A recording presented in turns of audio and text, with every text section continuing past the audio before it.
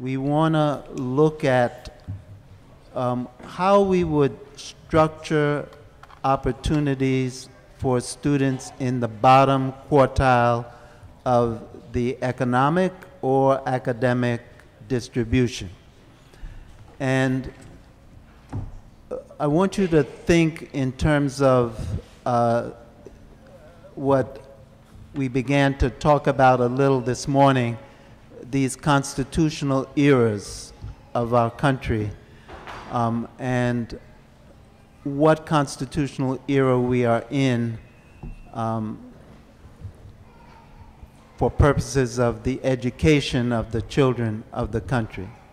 So one thing we can say about our country is that across its constitutional eras, yes, it has lurched forward and back, but even so, it has managed to continually expand the reach of the preamble class.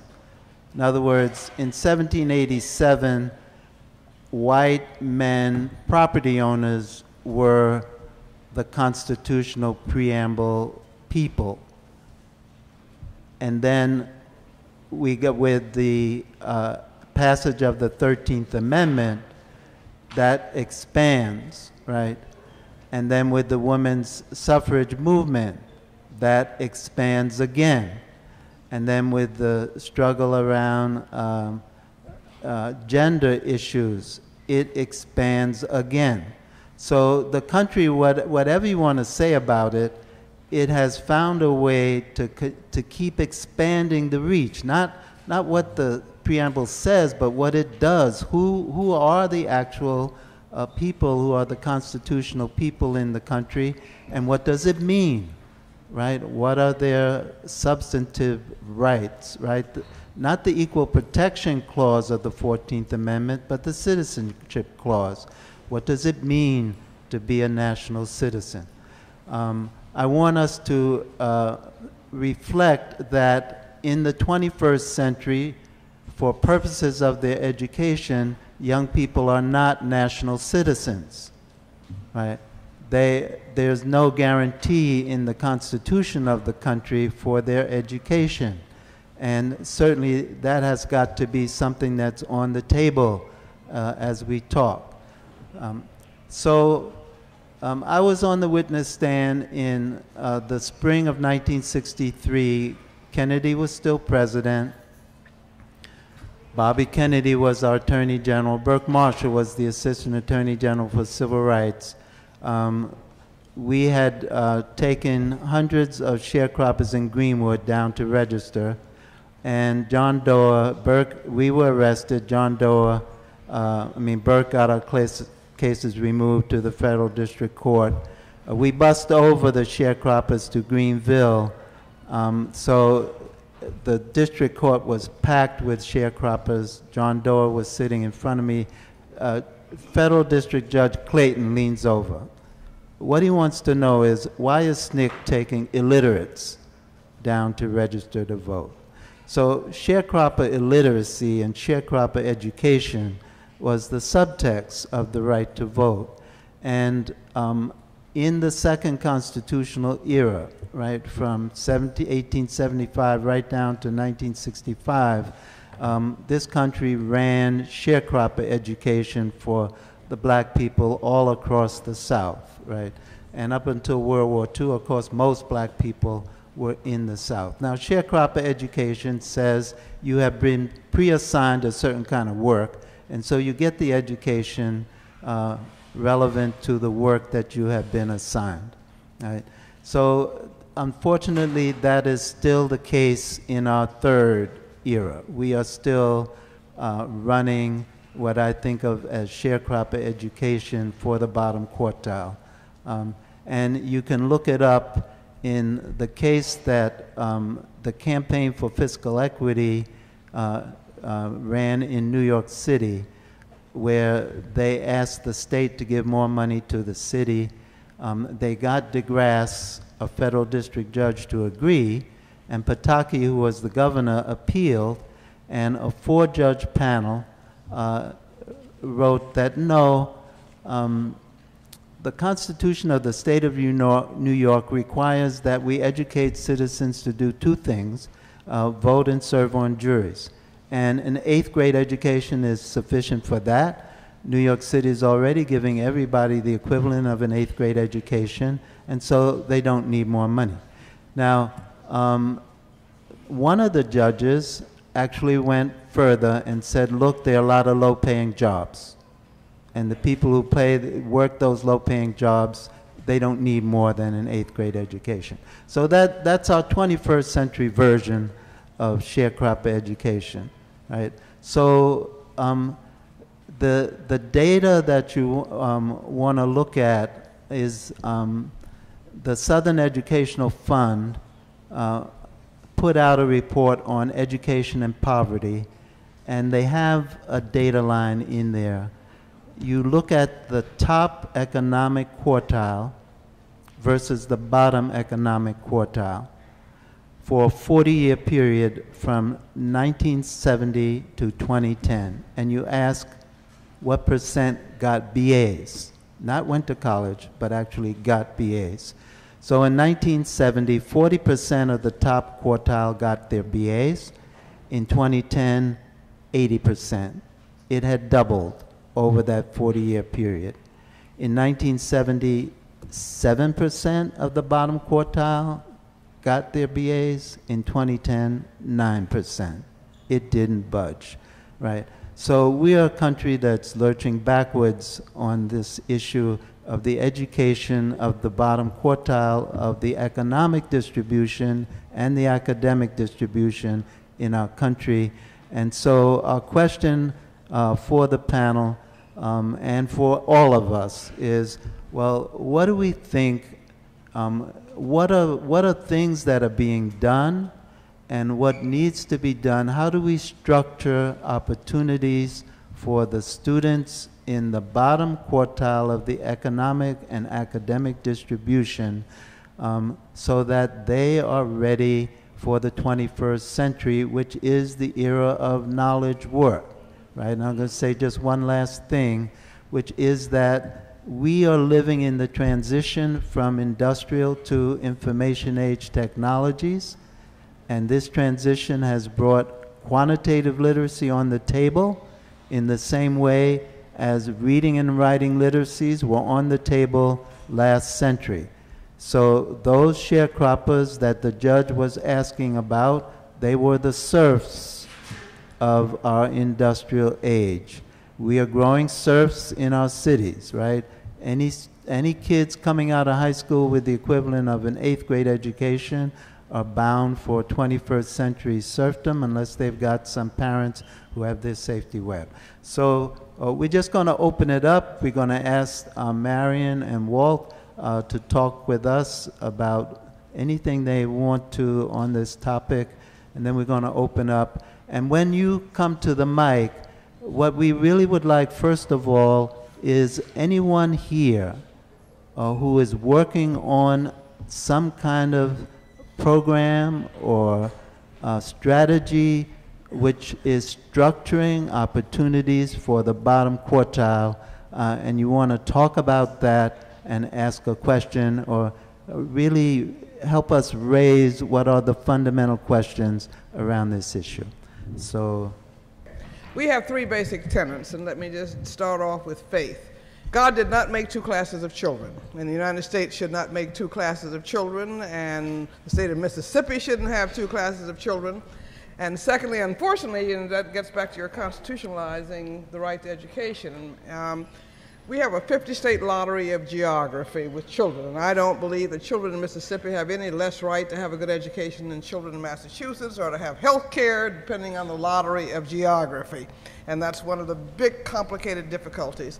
The second tenet is that children don't come in pieces, and I think the good policy ought to be like good parenting, and we should want to do for other people's children what we do for our own children. And they need health care. They should be born with good prenatal care and early care. They should have a strong early childhood foundation. Those of us who can afford to do it, that's terrific. For those who can't afford to do it, we've got to make sure that every child has a strong early childhood foundation. The research is fairly clear now, very clear, about the importance of early brain development and the importance of investing in those first 720 days of life. We've also had some new data on adolescent brain development, and children are children, and adolescents are adolescents and not adults.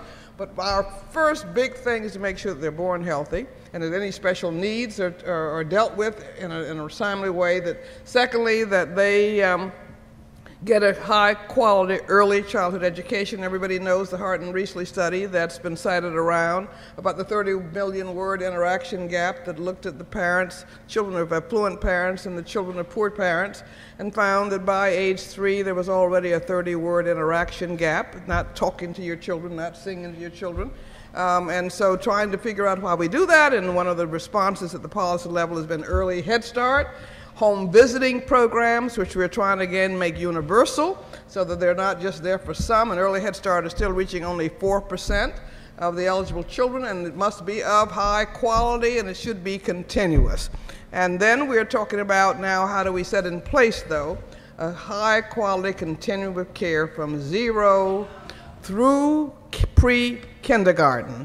And the President has proposed a Strong Start Act with Senator Harkin. We're looking still for Republicans, anybody who can at least raise their hand and say I'm something, but we can't find any Republicans yet to join the Senate side with what the President has proposed is about a $90 billion investment over a 10-year period in an early care system starting with home visiting and expanding early Head Start and child care, emphasis on quality, and we've got to make sure that the children at the bottom, the poorest children, get the care. I think you've got to go beyond pre-kindergarten and make sure that you have full-day kindergarten, because we all are aware of the Common Core standards and of lifting the requirements, but only 14 states have universal kindergarten. So you got to get them all ready for school. And there's a broad consensus about the importance of that investment if you want to see high school graduation and better school performance.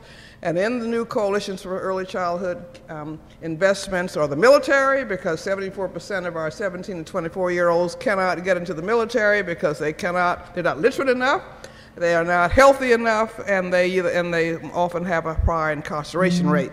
So it's very nice to have the new ally in the military and a volunteer army to say we want to have a strong military, we've got to have strong early childhood investments. The corrections people are now at the table, and you have here in Mississippi a Corrections Association head who's also presently the American Corrections Association head.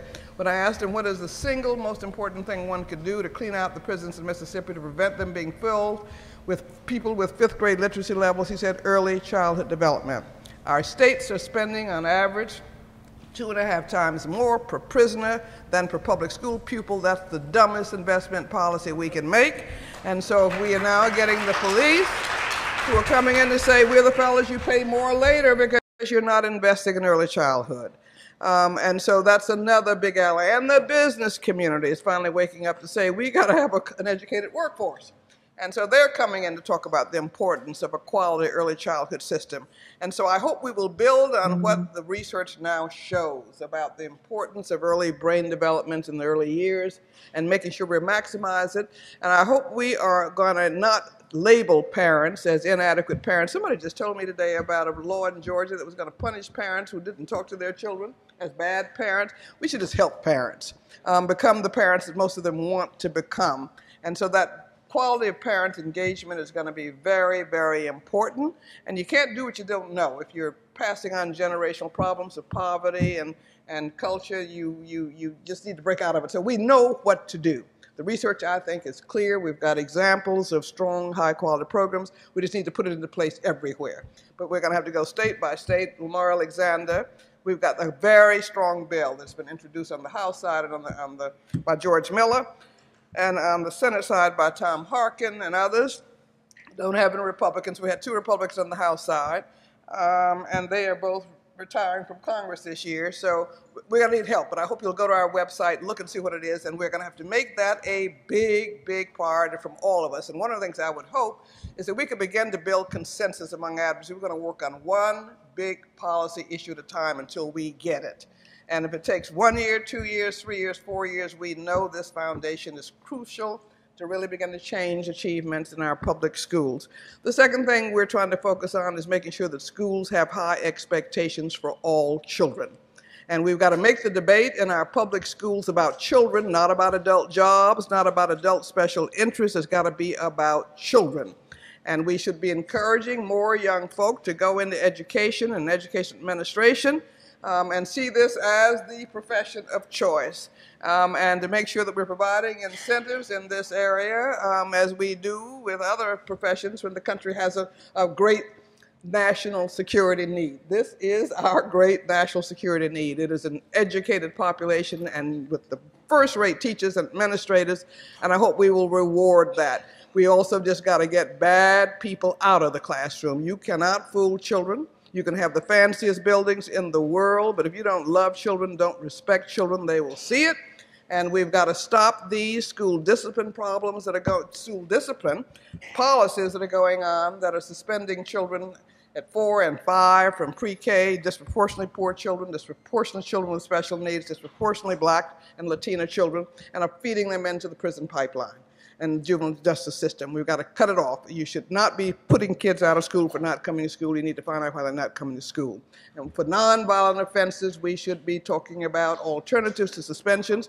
They're putting kids out for things that used to be settled in the principal's office, and we just got to stop the zero tolerance and really put an effort on figuring out what is the child's problem. But I think if children are engaged in learning, as we're finding in freedom schools, and they have a half hour of high energy, Harambe time, you don't have a whole lot of discipline problems, and they get up in the morning and want to come to school because it's fun. And who says learning doesn't have to be fun? It has to be sort of dull and awful, and something's a drill. So we've got to make sure that we have high-quality teachers and educational administrators who fit, whose first priority is children, and understanding children's developments and children's needs, and are reaching out to parents and to the community, and not just fitting children into the systems that we adults have into our own adult convention. And we know kind of how to run good schools. There are good schools all over this country, and we just need to make them, scale them up and make them system-wide. And I think that we're losing some ground. Montgomery County, with Jerry Weiss when he was there, and he really felt very strongly about early childhood development. He stayed there for 12 years, which is unusual for school superintendents these days. But if he had the cachet to put his best teachers in the poorest schools, he reached out to the community with changing demographics, and by the time he ended up his tenure at Montgomery County, Black boys, even poor Black boys, were outperforming white boys at Exeter and around the country. You can do it if you make race intentional, if you make poverty intentional, and you figure out the strategies that are going to help you overcome them. If you reach out to parents and help make sure that their children are enrolled in health care and that the parents know what they're entitled to too. It's about building community, parent, and school support for children. Children being the center of it all. And the third piece, which I think is very important, is having things for children to do during summertime and after school times. All the things that we middle class and more affluent parents do for our own children. You know, camps and every kind of thing. But we children, we are now learning about the impact of loss and learning in the summertime, and that's where some freedom schools come in.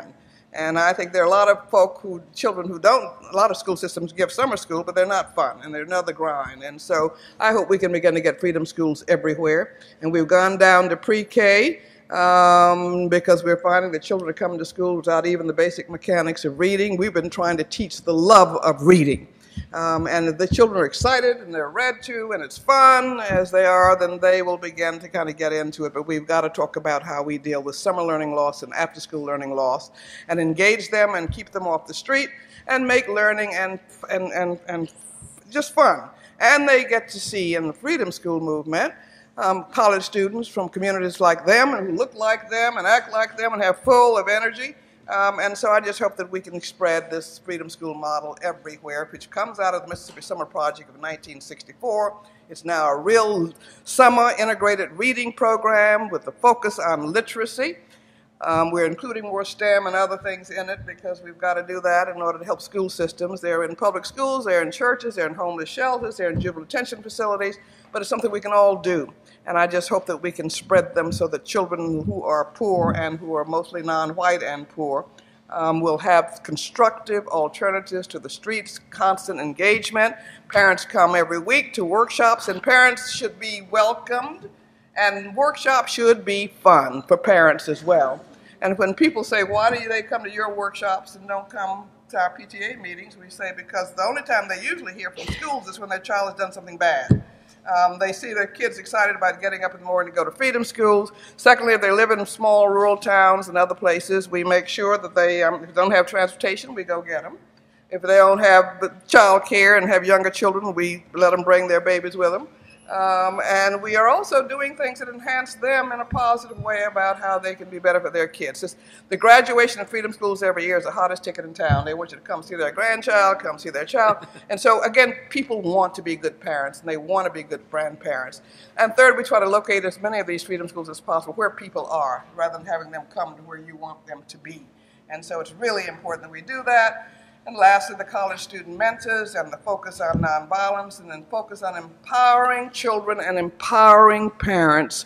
All those freedom school kids love their books. They get to take one home every week. The institution, whether it's the church or whatever, keeps the institutional library. But more importantly, they get to get a sense that, boy, being a child does not mean that I'm a citizen in waiting. I can make a difference right now. They know about Little Ruby Bridges. They know about the Birmingham Children's Movement. They know about what went on here in Mississippi. And so children just need to understand that they are powerful. And I will just end on freedom school description. We sing every morning in Harambe time a song called Something Inside So Strong. And it's by a South African freedom fighter. And while everybody, I want them to read, and I want them to sort of go do their service activity, which we do, and do their citizenship activity. But if they did nothing more than every morning had something run through their heads during the winter time when they're not in freedom schools, that I don't care how high, something inside me is so strong, I don't care how high you build my barriers, I'm going to overcome them. Because you want them to know. I just would end with a brief story from Charlotte, North Carolina. I was sitting there with a jamboree, and there are about 23 freedom schools in Charlotte. They're doing it right. And I was sitting next to a judge who gasped, and she saw a kid out in the audience and said, you see that child over there? I had her in my court 2 years ago, and I thought I'd never see her smile again. And she was out there singing Something Inside So Strong, and what we have to do is build strong children inside, so that they can withstand and give them the tools to challenge the injustices. And that's where the movement's going to come from. It's going to come from these young servant leaders who are college students, but it's going to come from the young people in freedom schools who know that they are strong inside and know injustice when they see it, but also feel empowered to change it.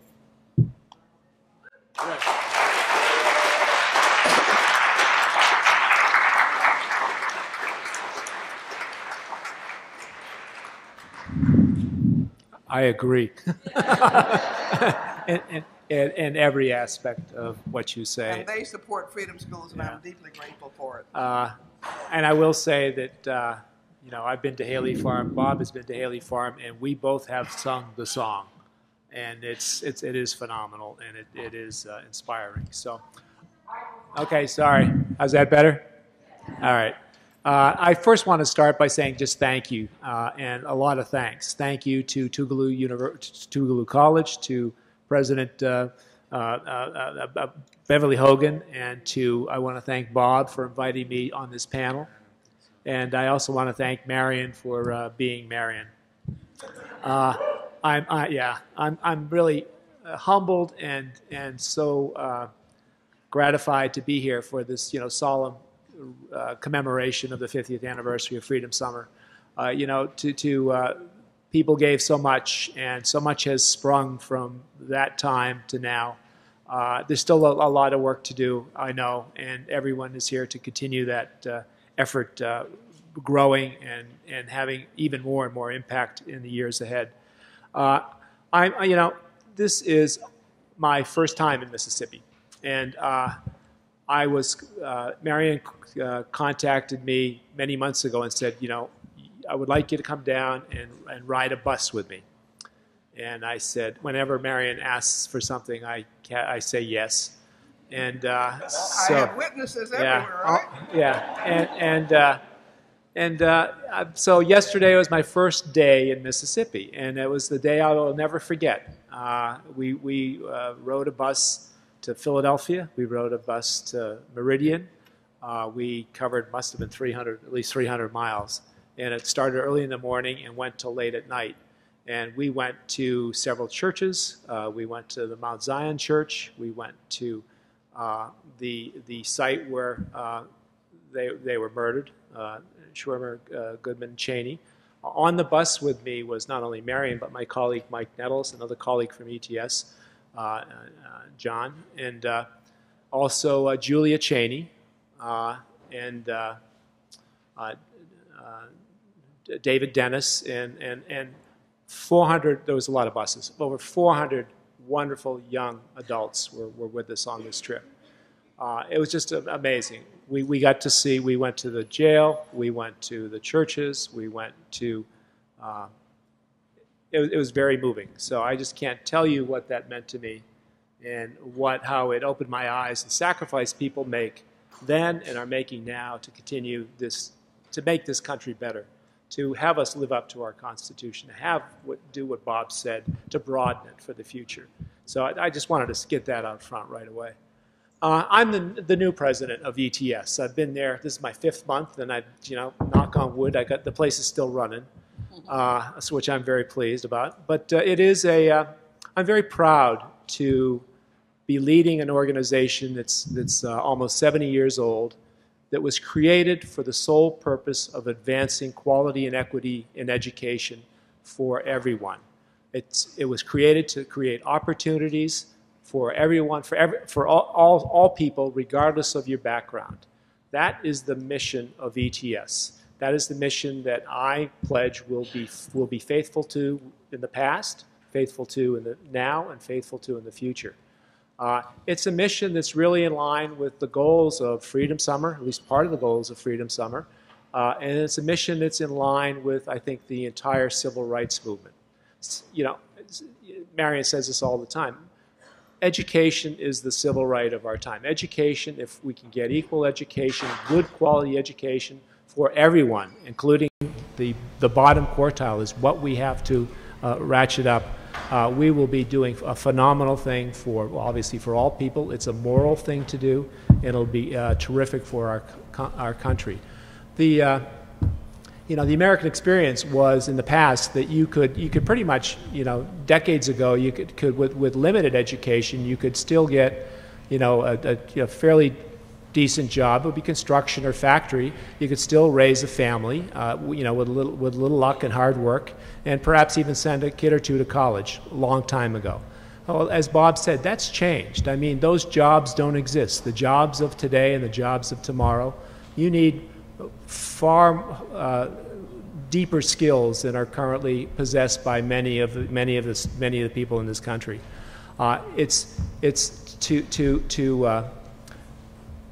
enhance the country, to enhance what we're doing, to enhance all people. We have to invest in education.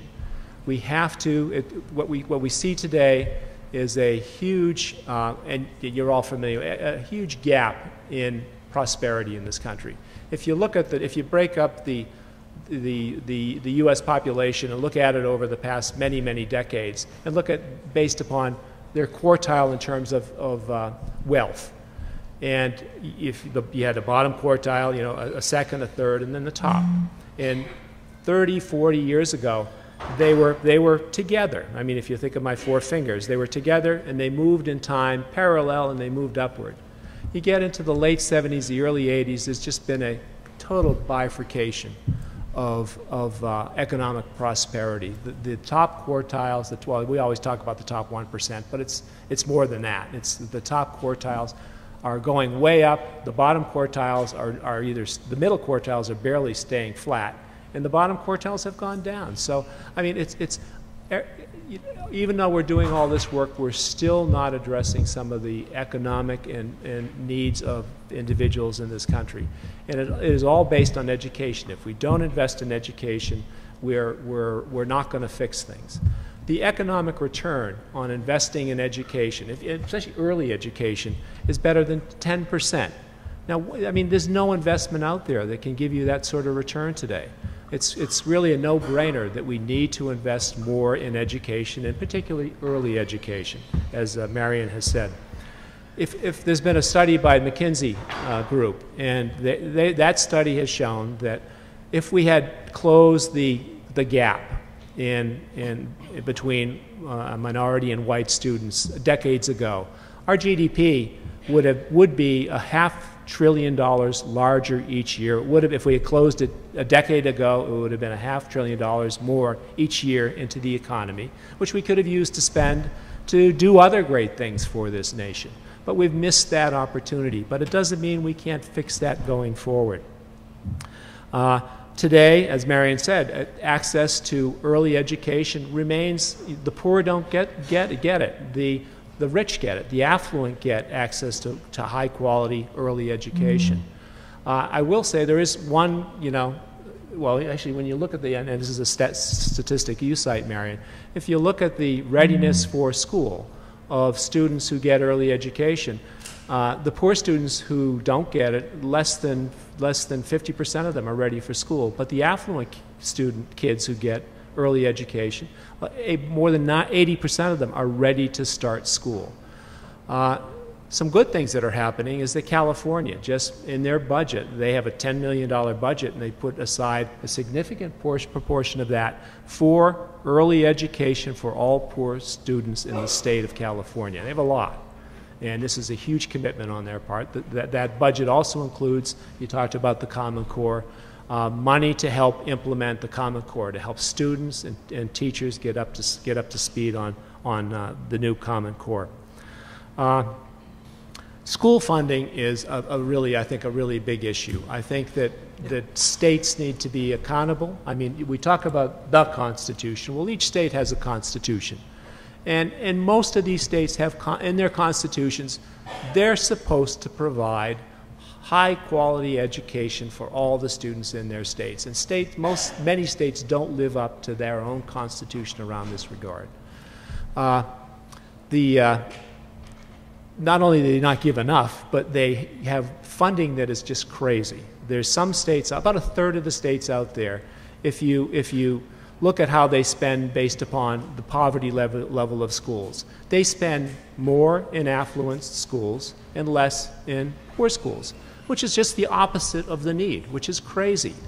You have a third of the states that do, it's flat. They do equally across schools. The per student funding is equal to whether it's a poor school or an advantaged school.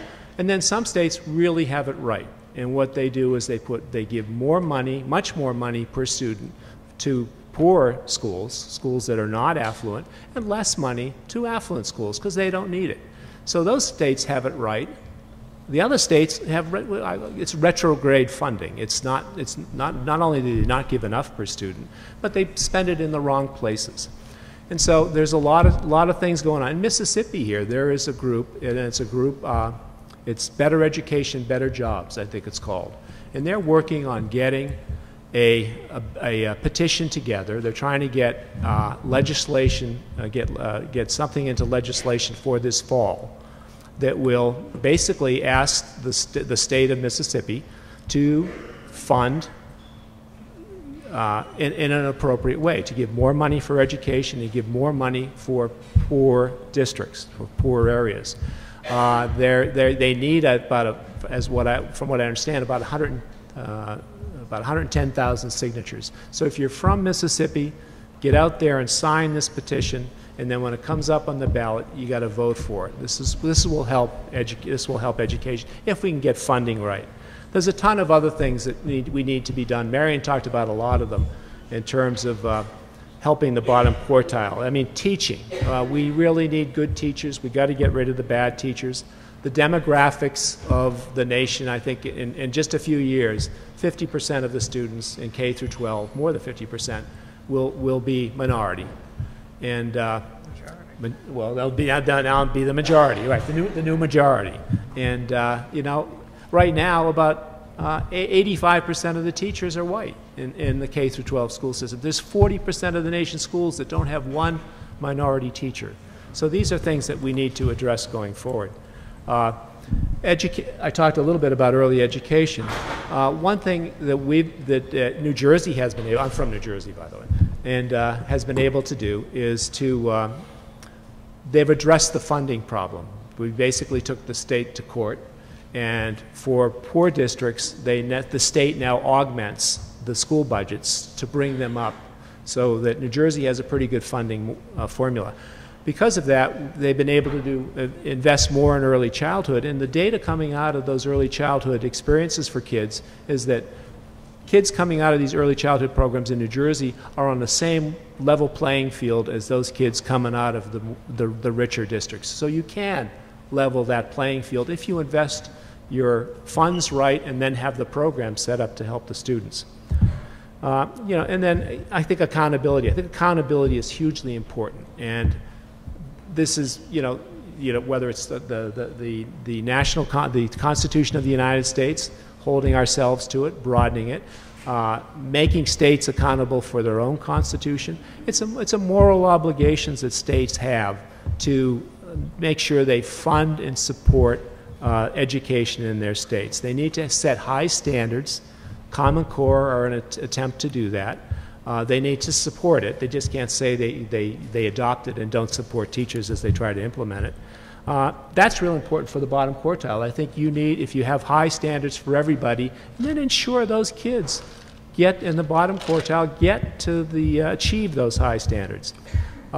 Unfortunately, here in Mississippi, here they were part of the Common Core, and now that I think the governor is getting having some second thoughts here, and they may drop out of the consortium they're in and not use the Common Core standards, which I think is the wrong thing to do.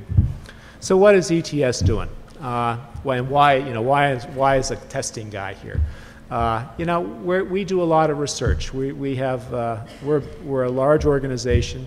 We're like a university. We do an awful lot in educational research around how students learn.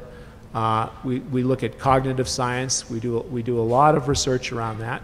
We do a lot of research around measurement of knowledge, and we also do tests. And you know, tests are important. Tests basically produce the data. They produce tons of data to hold ourselves accountable for what students and how we're doing as a nation. ETS has done the nation's report card. I don't know if you've ever heard of NAEP, but for the past 31 years, ETS has done the National Assessments of Educational Progress, where we monitor the efficacy of instruction at certain grade levels for certain subjects across the nation. So we report out on states and large districts as to how they're doing in terms of educating their students. Someone has to do this, someone has to do it right, because we need to hold ourselves accountable, districts and states, in terms of what students are learning. We also do that internationally. We do the PISA assessments and assessments of adult literacy and numeracy around the world. We do a lot of K-12 work, and I was talking to Bob last night that we don't have products, we don't have things we go out there with in the K-12 environment. We're not a publisher, but what we do is for states, states will put out an RFP to do the tests in their state. So we have the contracts to do the state testing in California, Maryland, and then we work with some other states on a more limited basis. We also do teacher licensure, so that's a very important part, and we know that we work with 39 states in terms of their licensure with something called the Praxis program. We also, for the state of Texas and the state of Georgia, we run their teacher licensure programs for them. The future around teacher licensure is, I think, we need to do more to do what Marianne said. We need to upgrade the teacher licensure tests we have now. We're in the process of doing that. We need to have tests that really measure a teacher's content knowledge for teaching, tests that measure a teacher's actually doing teaching, and we're on the road to do that. A couple other things we've done, and I'll just mention, that I think would be really important to the nature of this panel is we've developed a test called HiSET, and it's basically a test for high school equivalency.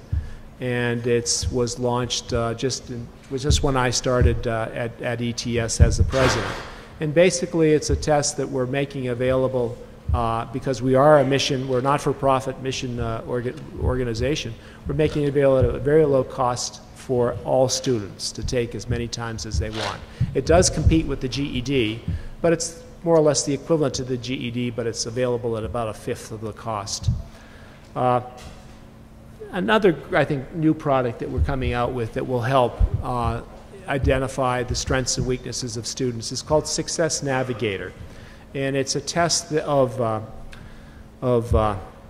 kind of academic skills, both cognitive and non-cognitive things. Academic skills, commitment, self-management, and social support. And it's a 30-minute test that a student can take. We make it available. It's primarily geared for end of high school, entering college.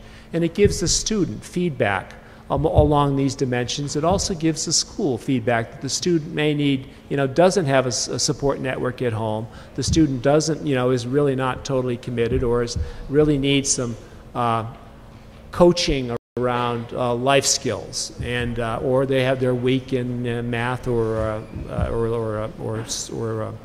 English language. These are some of the things we're doing. We do a lot of collaborations too, as Marion mentioned. We collaborate. We have actually our PERC Center. It's our Policy Evaluation and Research Center, headed up by Dr. Mike Nettles here, Mike. And Mike and we have another center of philanthropy and advocacy. These two centers really collaborate with lots of organizations around the United States. Marion's is one of them. The HBCUs are another. We work with actually Bob on the algebra project that he does, and National Urban League and several others. So I'll kind of stop there and kind of open it up back to Bob and see if there's other things if you want to ask me questions later on, feel free. Thank you. Thank you.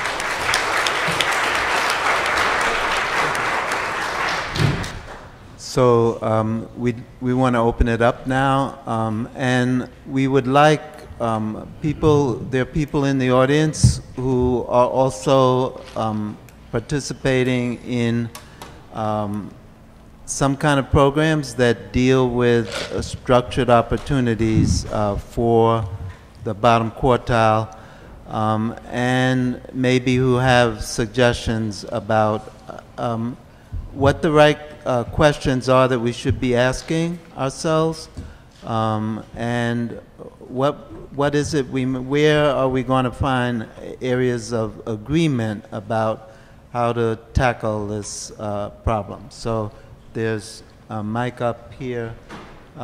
We ask if you come up and actually come to the mic, right? There's two, one on this side and one on this side. Right. So if you have a lot of programs you're working on, we'd ask you to focus on one or two that you think is most important that you want to talk to us about. Okay. My name is Chris Hexter. I worked in a freedom school in Sunflower County in 1964, both in Ruleville and Indianola. Chris, you need to come to the mic get and closer, talk I'm sorry. right in the mic. All right. And I live in St. Louis. Talk to them. And I was listening to Ms. Edelman, and I kept saying, well, we're doing that. Now, we're not doing it big, but I can tell you that in a very small way, I mentored kids through two congregations, a Jewish congregation and an African-American Presbyterian Church congregation. We started in first grade, took them through senior and high school. I still know the kid I've mentored. We know their whole family, and those kids are doing better for it. And the other thing that I'm more committed to preschool, and just one thing that we've done of late is work with reading. And what we do, it's a program called Ready Readers. We go in, it's ordinary people, all kinds.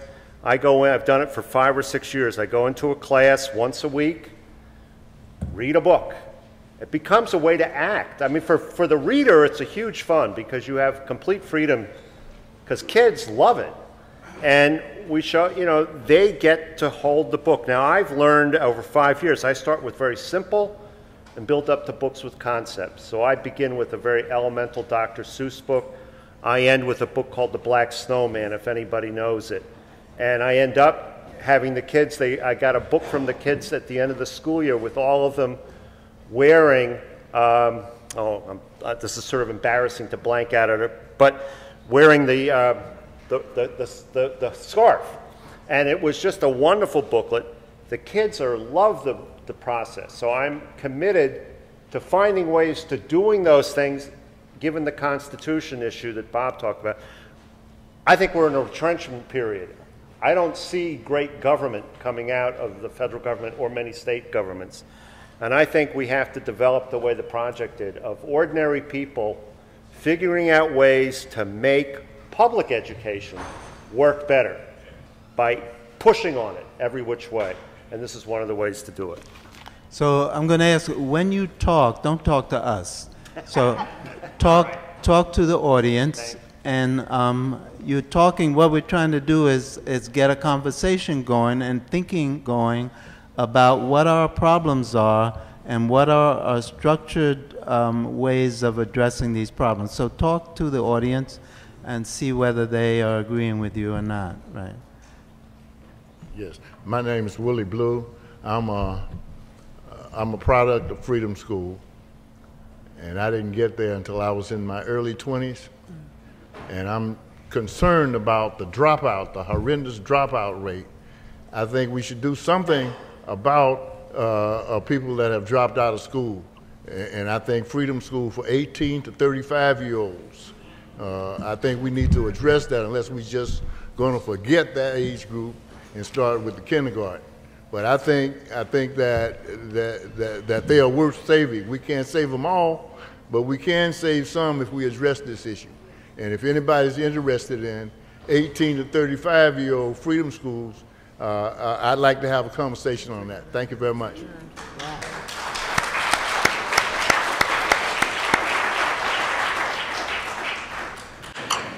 I'm Elaine Baker, and I've worked for the past 20 years in community colleges.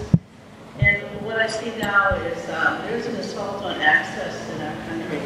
The community colleges are the institutions that educate most of the population that we work with. There's a lot of innovation around, but there's policy. The policy, folks look at the folks who come into community colleges with who are academically underprepared who need what we call remedial education, developmental education, and they're saying these people don't succeed at the same rates, and they're instituting policies statewide that are cutting them out, raising cutoff scores, which is something you know about, raising cutoff scores and testing. Sending people to adult ed programs that don't exist instead of community college, giving them opportunities when we have programs. But we talked about quantitative literacy. They're saying, well, quantitative literacy and algebraic literacy are two different tracks now. So although there's a lot of positive around quantitative literacy, the dangerous tracking system for students who, you don't need algebra, so you need for certificates, you need just quantitative. I don't know how to deal with this effectively. I work in policy and innovative programs, but I know that this is a real and present danger to populations that can succeed with proper support. I don't know exactly what I would say that community colleges know how to do this work, but state support, they're looking at savings, cost savings by, we're going to cut out remedial education because people don't succeed at the same rates. We're going to push completion and cut out this population. So I don't know what to say to watch in your states, and if you're involved in that kind of education, there are organizations that are trying to work with this, and if you're interested in that and want to come talk to me about it, I can Center for Law and Social Policy. There are learning progress. There are institutions, there are organizations and projects that are really concerned about this. It's a very clear danger. Very clear. Right. So we are still trying to have an ongoing conversation, at least to identify the areas where we really need to focus on. And so you're bringing up the issue of community colleges and issues involved with that. So at the end, every day in these education panels, we're asking people who want to actually think seriously about what are the important questions. We're not trying to form another organization, but we are trying to get on the table what are the important questions and what's a network of people that want to begin to strategize about these. You were first. My name is Janine Heron, and I was one of the co-founders of the Child Development Group of Mississippi in 1965. How many people here were involved with CDGM, the first Head Start in the country, in 1965? Anybody? All right, stand up. All right. And how about since then? Has anybody been involved with CDGM? It's the young people. Okay. Well, since CDGM, I have become a research neuropsychologist, and I've devoted my life to reading because in one of the little centers where we had the Head Start project, a little girl told me, I'm going to learn how to read and write in Head Start, and then I'm going to go home and teach my daddy.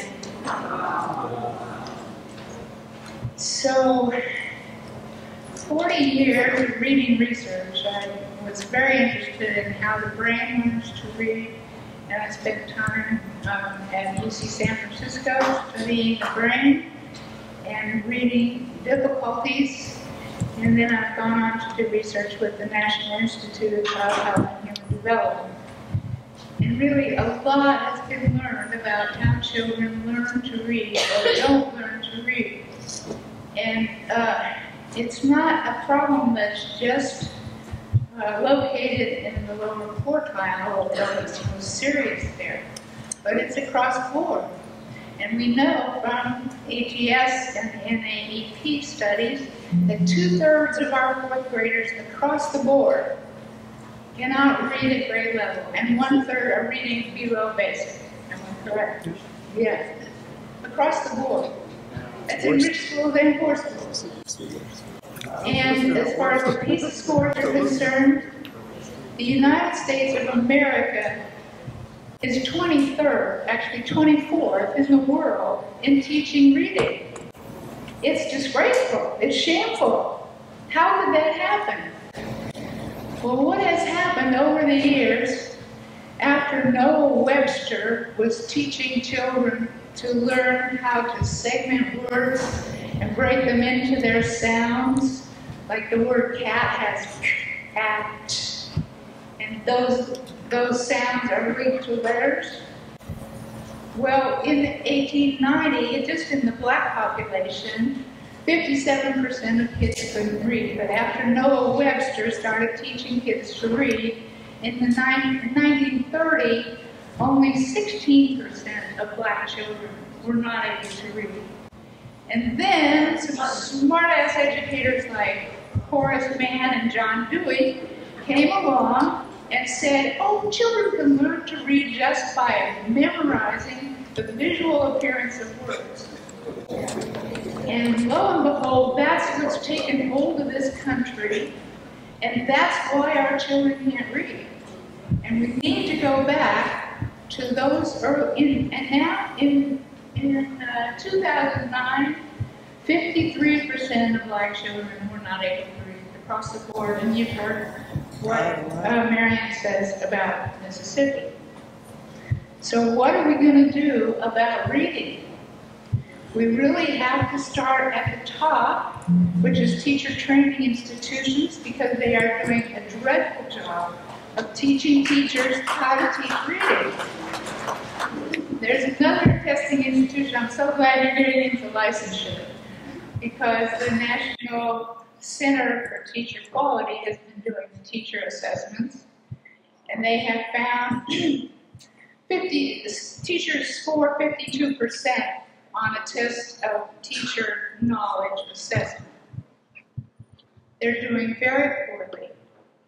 Many teachers can't even tell you that the word frog has only one syllable. They mark down 2 syllables in the word frog.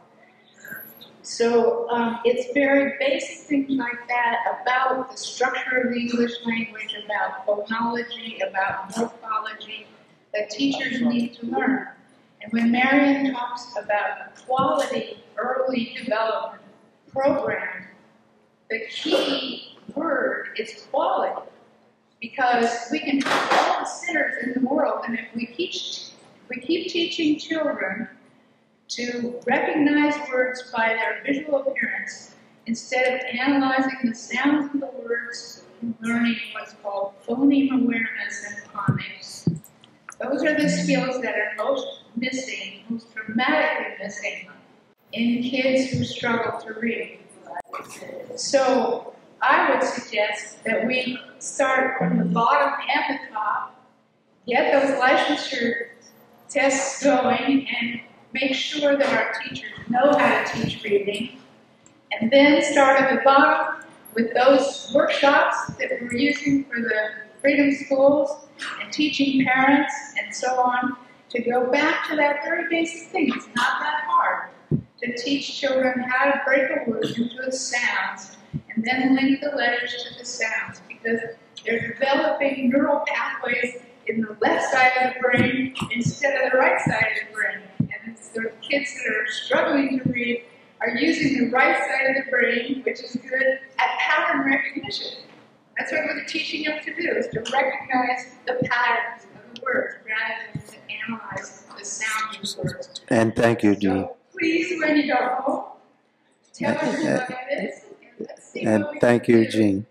to both start at the top and the bottom. Thank you. So, folks, so I'm going to ask for conciseness, right, when you talk, right? So, yeah, that was wonderful, but there are a lot of people and so we want to hear from a lot of people. So, yeah, no, not 1 minute. 2 concise minutes at most. Okay. All right, good afternoon, everyone. Thank you so much for sharing your expertise. My name is Todd Belcourt. I'm a staff attorney at the Sergeant Shriver National Center on Poverty Law in Chicago. I do lobbying on behalf of people with criminal records. And to me, it's much more difficult to overcome the tough on crime mantra. So I was trying to get a better feel for the biggest barrier to developing the political will to get the support necessary for a lot of these education initiatives, because I understand that the data has been available on the benefits of early childhood education for a while. So I'm trying to get a better idea of what those barriers are in terms of establishing that political will. And if any of that's attributed to maybe some of the fights we have in fighting relating to how education is actually provided, rather than making sure that we have enough funding for education generally. And the second portion of the conversation, well, it's the third, I also teach at a law school, and one of the parts of assessing my job is having students tell me how I'm doing. I'm not sure if students have active roles in having assessed teachers in the high school level or something like that, but I wasn't sure if that's something that could be done or should be done. And the final thing is another question.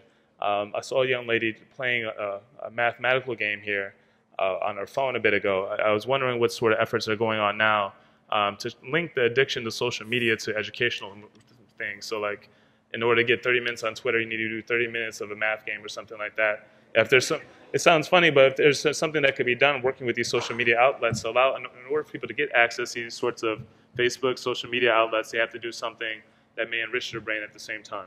Just 3 separate ideas. Thank you. Thank you so much.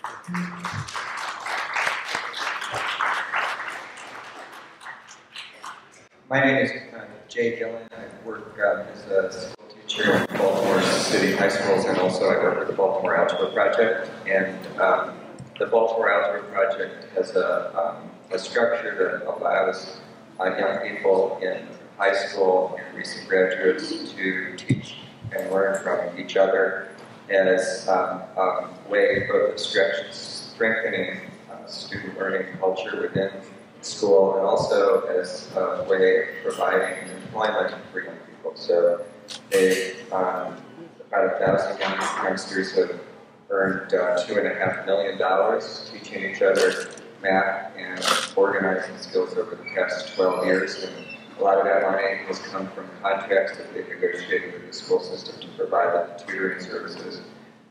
And that is, of course, highly motivating and helping young people put more time and effort into their math. And the whole thing is organized as a student-run collective so that the young people are also developing the skills and advancing democracy at the same time. And so the problem that I think would be useful for some of us to talk about is related to this issue of how to produce or create or grow indigenous teachers.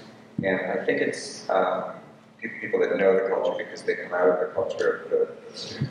I think it's sort of against staring us in the face because the young people are already in the schools. The indigenous teachers are right there, and they don't have to wait until they get out of school to start teaching high school students, to teach middle school students every day how to act, how to behave, how to relate, what music to listen to, what clothes to wear, what moves to make. And so they're already there, they're already teaching, they already know the culture, they already have all the capacity. It's a question of us figuring out how to create these structures so that those things can happen more.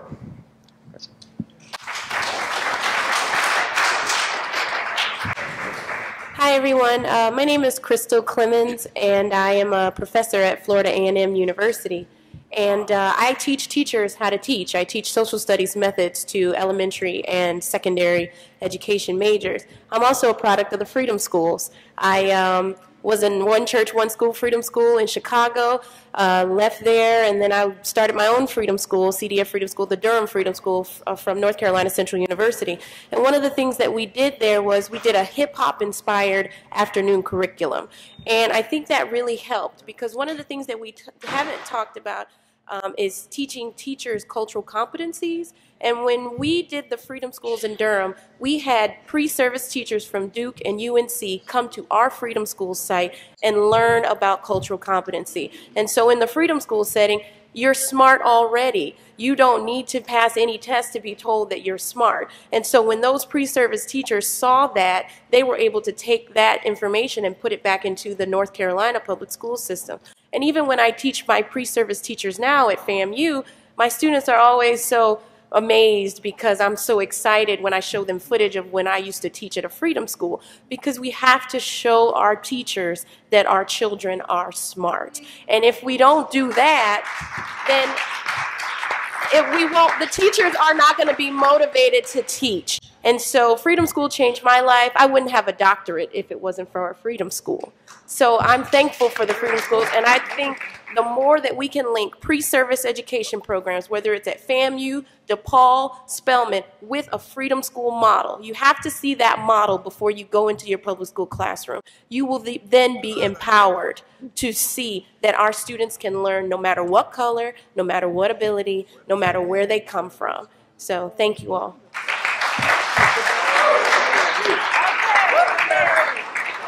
Would you make sure I know how to find you? Yes, absolutely.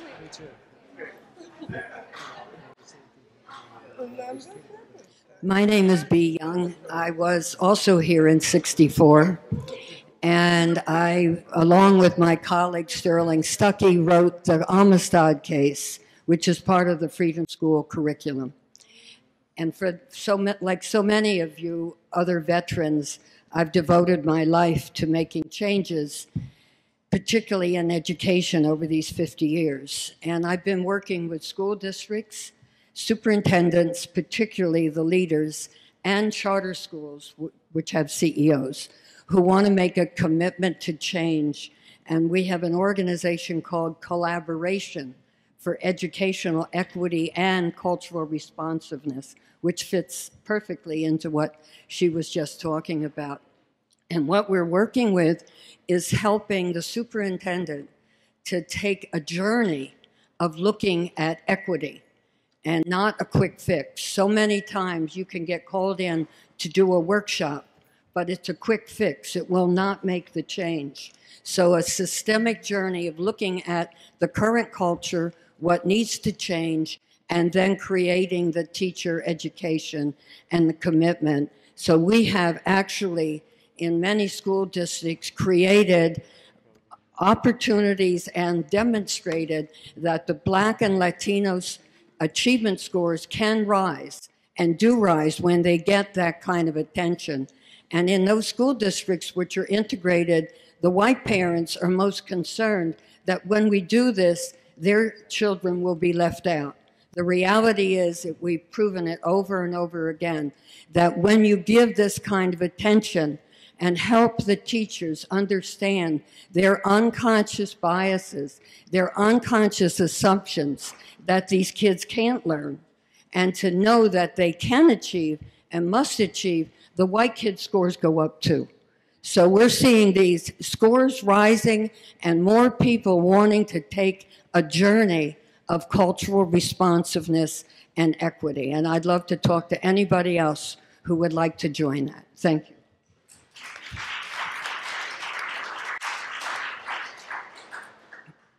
My name's Howie Kirschenbaum, and after leaving Mississippi, I became an educator, professor emeritus at the School of Education at the University of Rochester.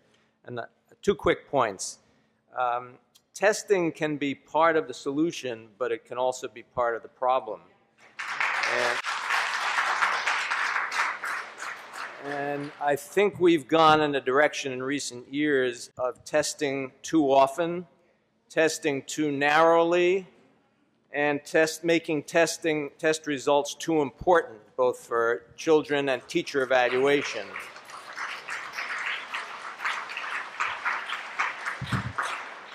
So I think two things we can do are test less often and have more authentic assessments that really help students as part of the learning process demonstrate what they can really do academically and in terms of the other world life skills. Second thing I think we can do, and that we've learned from enormous amount of research, particularly that of David Johnson and Roger Johnson of the University of Minnesota, is the value of cooperative learning as a pedagogy.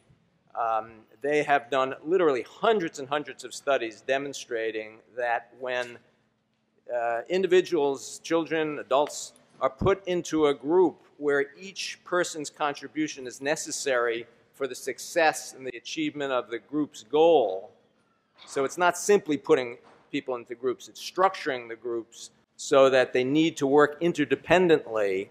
The effect is much better levels of academic achievement, test scores even, and social skills and human relations skills. So every pedagogy, whether in a freedom school or a traditional school, should be based, have at its core cooperative learning.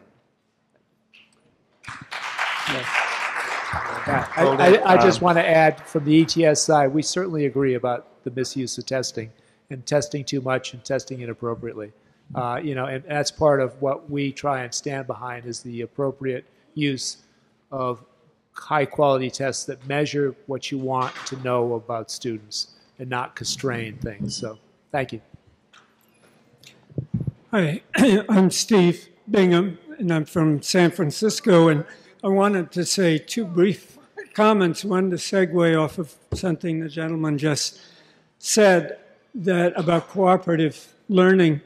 I learned within the last year this extraordinary music program called El Sistema that was developed in Venezuela that the current director of the Los Angeles Symphony is a product of, this 28-year-old Venezuelan who's gone around the country by storm.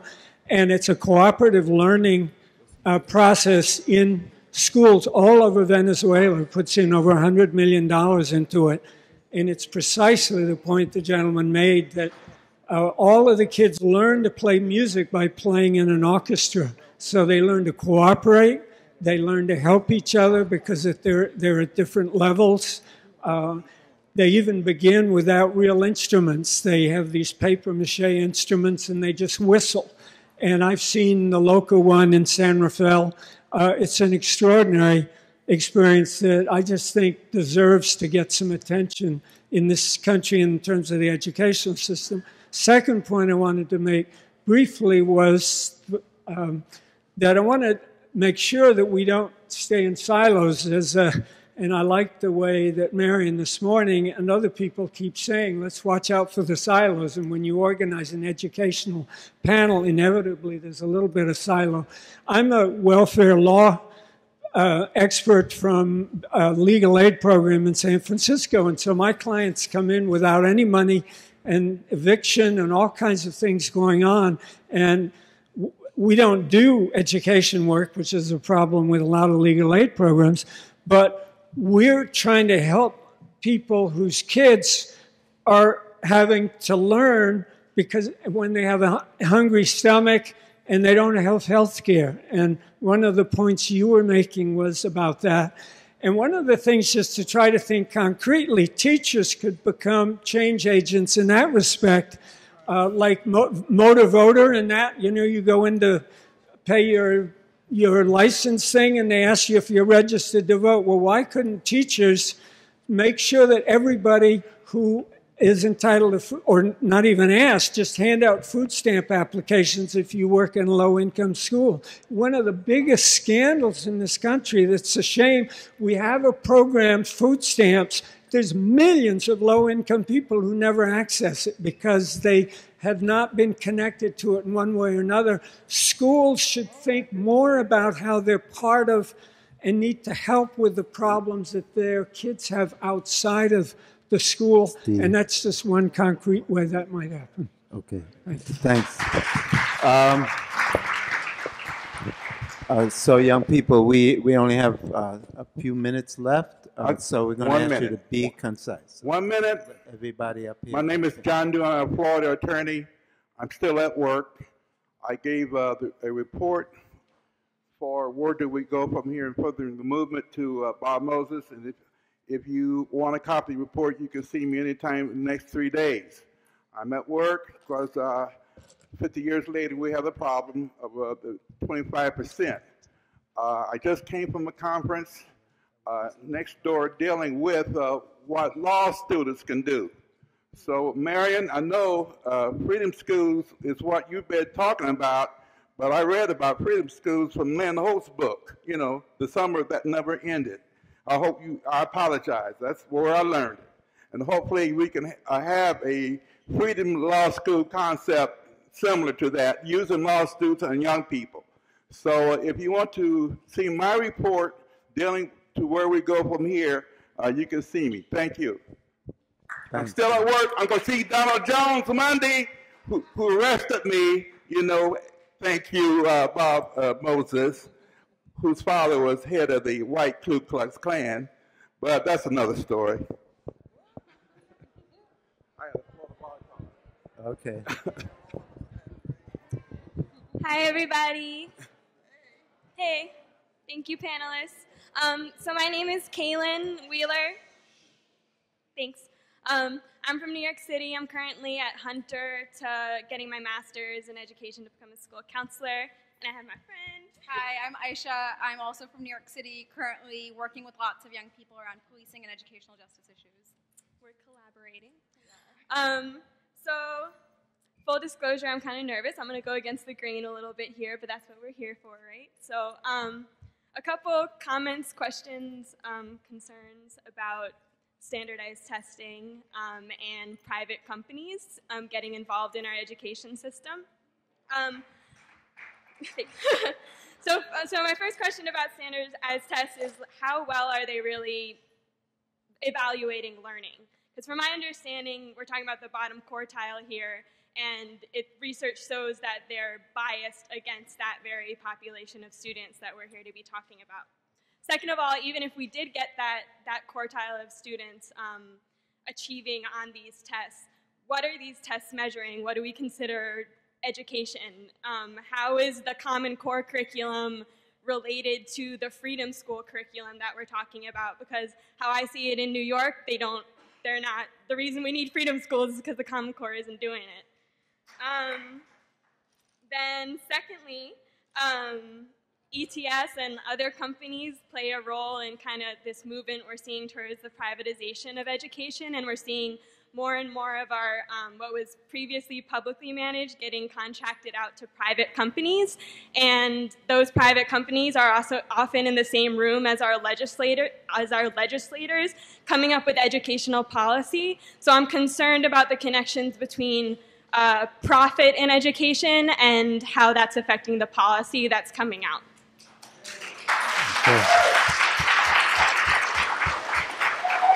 And thanks, guys. And this is just an observation, but Kayla and I are the youngest people in this room, and both of us got out of high school 8 years ago. And so we don't feel adequately prepared to be representing the voices of our young people, but I came from New York with a bus full of 60 of them that are talking about their own education every single day, and that's what they're organizing around, and those are the issues that they face day in and day out. I don't see them in this room, and more importantly, I think I would have loved to see someone on this panel from that population. Okay.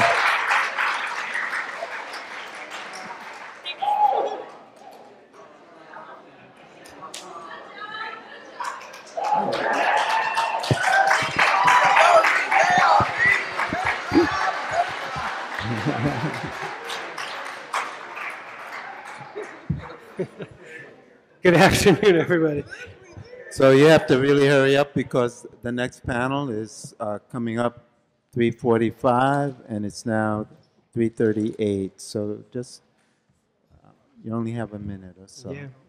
So my name is Scott Nine. I'm the director of IDEA, the Institute for Democratic Education in America.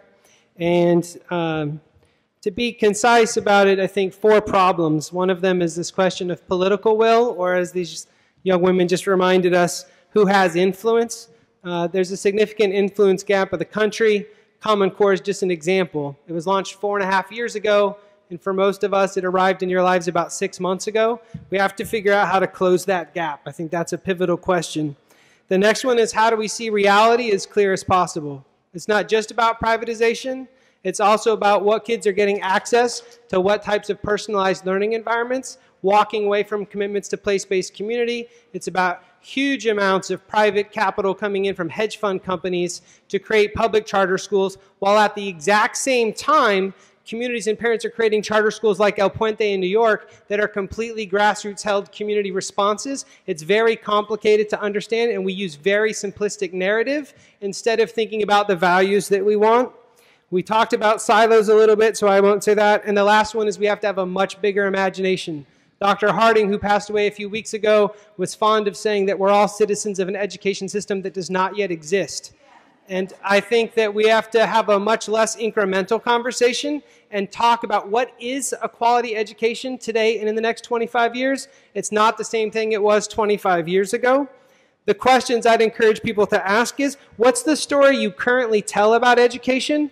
Where did it come from? And what's the story that you and your community want to tell? And then how do we build the political will and the policy and narrative to make that happen so that we stop playing small ball? I'll stop there. Thanks.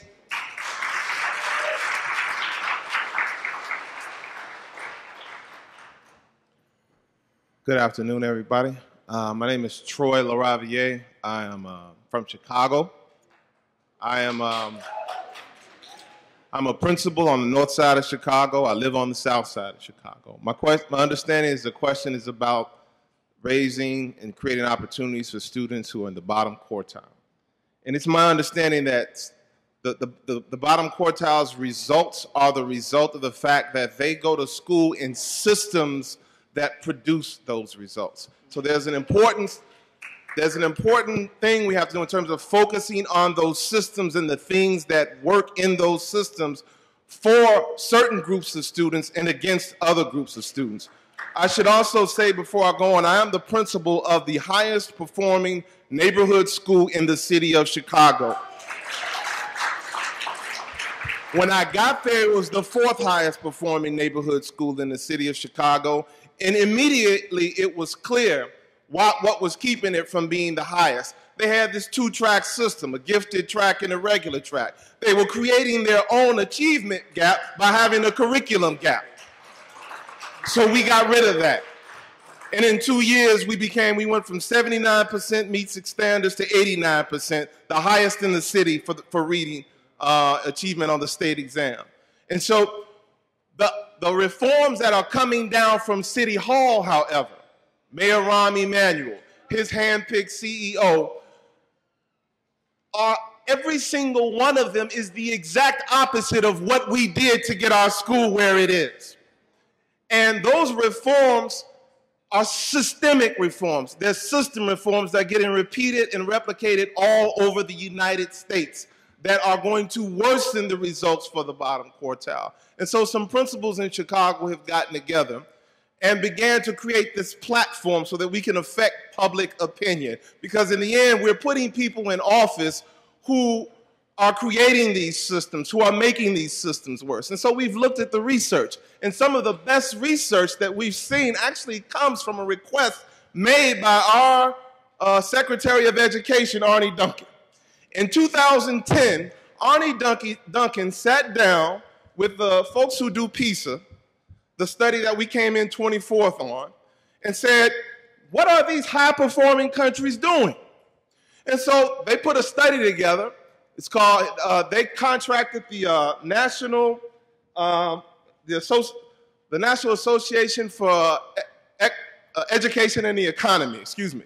And they put together a report, and that report is called Successful Performers, High Performers and Successful Reformers. And it's summarized in this book, Surpassing Shanghai, an agenda for American education built on the world's leading systems. And it is as if Arne Duncan asked for the report so he could ensure he did absolutely none of it. Okay, the report showed their teacher education systems and how well prepared their teachers are. And so instead, he began to institute and advocate that teachers be trained for 7 weeks and then be put in front of your children to experiment. The report talked about how important it is to collaborate and give teachers time for collaboration. But instead, in Chicago, we created this longer day so that teachers have absolutely no time to collaborate. I could go on and on. They talked about equity. So But in Chicago... Don't go on and on. I'm sorry. Right, that was great, right? And we're out of time, folks. There's another panel, right? Yeah. So I want to talk with some people who want to help. You get a chance or no? So, okay, is the other panel there? Are they in the audience? Dave? They're here. So, folks, thank you. Let me just say before you leave, folks, before you leave, right? The panel, what we are trying to do is keep this conversation alive. So at the end of the panels today, all of those who want to keep talking on these issues, we're asking you to stay, and we'll have our circles and try to keep thinking through what our strategies are. My apologies to the last two people who want to talk. Thank you. Thanks, Marion. Thanks, Walt. Thank you.